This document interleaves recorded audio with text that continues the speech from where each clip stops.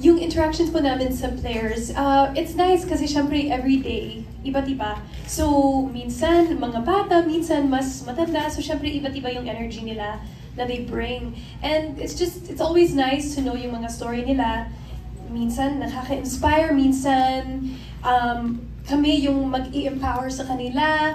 So, iba't iba. Pero the one thing that's consistent talaga is every single day, grabe yung energy nila. Na parang, oh my gosh, okay, ready na ready. So they always really bring yung best energy sa mga episodes namin.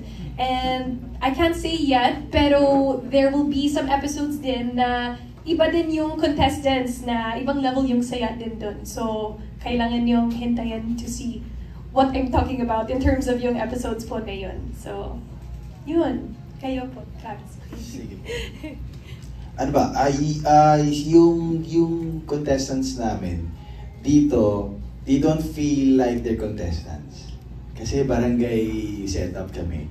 Yun yung una ko napansin.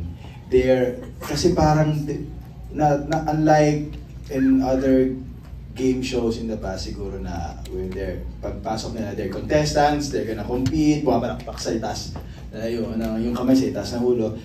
Napansin ko yung mga naging players natin, bumabander.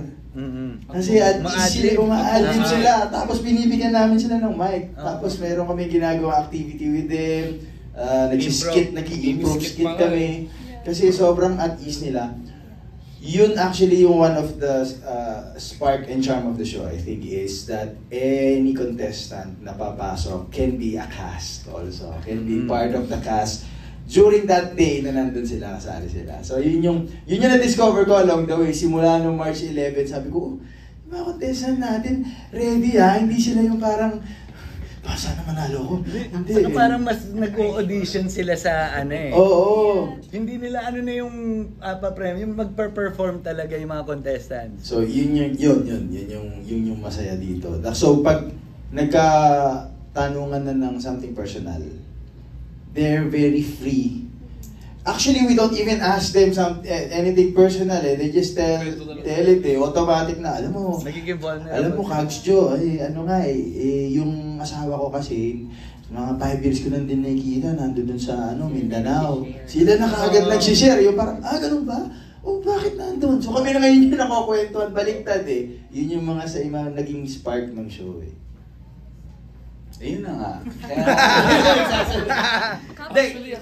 Kaya yun yung ibig namin sabihin, kada contestant, mas malawak pa. Kasi kapag natakil mo, iba't ibang storya sila ng buhay Merong bibong contestant, merong aspiring na mag-artista. So, kapag gusto mag-artista, magbibigay kagad kami sitwasyon, tapos audition ka kumari, tapos pakita ka ng talent. So, malawak, kumbaga mas nalalaro natin yung kumbaga kada moment ng bawat contestants.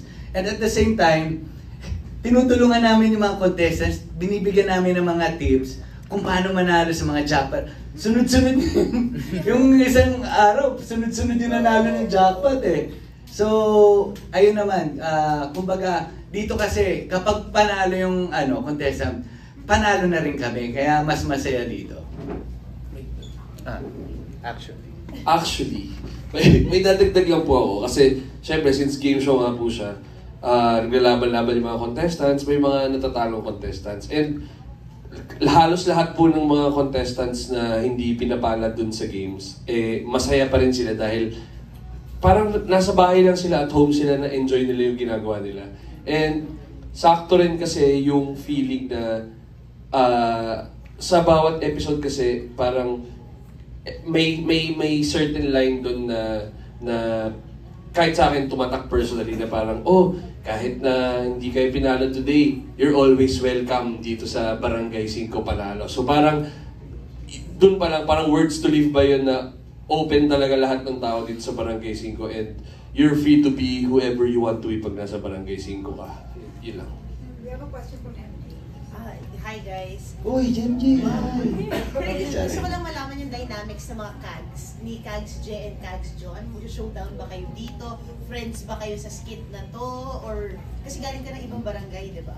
Ano siya, kagawad talaga siya namin. Pinadala ni Cap sa isang sa seminar sa Baguio. So kakabalik lang niya. Pero taga doon din talaga ako. Pero matagal na siyang kagawan doon. Oo, so in terms of dynamics namin ni Joros, Magkababata. hindi na namin pinag-iisipan. Totoo eh. Pag sumalang kami, bigla na lang may nangyari yung, nagawa tayo. Pero may nakagawa tayo ng isang buong eksena, no? Tawa na lang kami ng tawa Oo, pagkatapos. So you play along? Yeah, ganun lahat. Lahat. Actually. Di, totoo yun yung malalaman mong masaya talaga yung nagawa ninyo. Yung after ng take, yung kumakain na kayo na lunch, pinagtatawanan nyo pa rin yung mga eksena na nangyari. Katulad kanina, tawa pa rin kami ng tawa papunta rito. So, yun, kaya talagang hindi mo ramdam yung pagod. We have time for one more question. Tatlong questions na ako. Wow. At saka si Tita Nitz. Hindi masyado hindi Tita Nitz, ikaw pa. Kailan kayo maglalaro? Kami maglalaro. Oo, kailan kayo maglalaro? Ngayon na po. Kailan nga? Doon sa... Sa stasyon. Hindi po namin alam pa Kailan eh. direct sila maglalaro? Hindi, kung... Surprise! Saka paano napili si Joro? Nag-audition. Si Jonas po kasi pabalik-balik sa buhay namin. Actually, I've had the pleasure na makatrabaho most of them before. So, I mean, tayo. Si Jet, tsaka si Bob, sa isang pelikulang ginawa namin, di ba? Si Joros, sa ilang pelikulang ginawa namin. Yan. So, nung binubuo yung cast, sinahanap na rin namin kasi hindi alam namin mag-aang katrabaho. Kasi nagtatranslate yan sa pag-bond ng grupo. And I think this group will bond really well together. Kita nyo nga ngayon, may shorthand na sila sa isa't isa di ba? I think yun yung key para rin ma-elevate yung fun ng show. Lumalabas kasi komportable ka sa kanila lahat. Yeah, hindi, medyo labas lang to ng barangay ha. Sige po. Joros, since ito regular na taping mo na, so medyo malimit ba yung pagtanggap mo ng movies? Kasi Lucky Charm ka ng mga box office hits, di ba? Oo nga. At ang latest nga daw, may part 2 ang sequel ng Hello Hindi Love ko alam, Goodbye. hindi ko alam yan. So, ano na ba yun? Malilimit ang pagtanggap mo ng movie? Ano naman lahat naman magagawa ng paraan. Kung ipagkakaloob ng Diyos, ay doon tayo.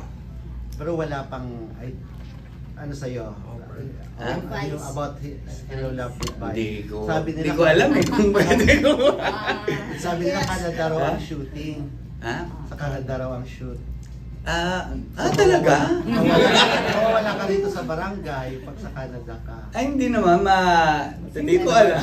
Matitape naman Matitape naman. At mapag-uusapan naman natin when we get there naman. So, sa ngayon pa naman, depende na. Ano naman, sa barangay. Oo. Dito ko nahirapan. Naka-NDA. Baka mag-seminar sa Canada pero hindi ko pa rin naman, ayoko pa naman magsalita ng depende rin yan sa kanila. Hindi ka pa allowed to, of course, to disclose ko ano man yung mga plano. Wala pa po akong alam masyado. Nakafocus lang po ako dito sa barangay muna bilang isang kagawad. Sige, thank you, Jonas. Kay Gerald naman, ang ganda ng ano mo ngayon. Ko? Oo, regular itong show mo, diba? So, I think okay na rin naman, nakaipon ka na. May mga napapag-usapan na kayo ni Kim. Sa mga plano ninyo. O ba may pinaghahandaan ka na mag-propose? Ganda itong bukid. Maraming pinaghahandaan. Lalo na, syempre, tumatandaan na kami ni Kim Marami kaming pinaghahandaan sa life na pag-usapan namin yung mga bagay-bagay. Pero lahat nung kinikita namin dito, gusto namin puro investment yung goal namin. Para kung sakasakali, in 5 years time, kailangan naming bumuo ng pamilya, let's say. Di ba? Halimbawa, sinabi ko, gusto ko 10. Pwedeng huminto. may investment, parang ganon. So, parang nandun kami ngayon ni Kim naka-focus. And also sa, parang right after pandemic, during the pandemic kasi lalong na-push yung Kimje. Parang after pandemic po, parang individual brand naman yung Kim Molina, Gerald Napoles. So, medyo nirarat-rat pa namin yon while planning things in our private life. So parang, sige, ano muna tayo? Go, create your own path also. Go to your career journey, ikaw rin. Para lang, kasi may kanya-kanyang brand eh. Pero ramdam ko talaga parang... Pero may talaga. Lagi mo naman, dinidiin mo nga kami. So, Jem, may kayo, may savings, may joint account kayo na kayo doon na yung iniipon niya makita? Wala kaming joint. Pero, Kanya-kanya kayo. pero sa lahat ng gastusin, joint kami. Automatic, makaplano na. Sino magbabayad ng wifi? Sino magbabayad ng ganyan? Nakalista na yan sa amin. Kasi live-in kami ni Kim. Oo.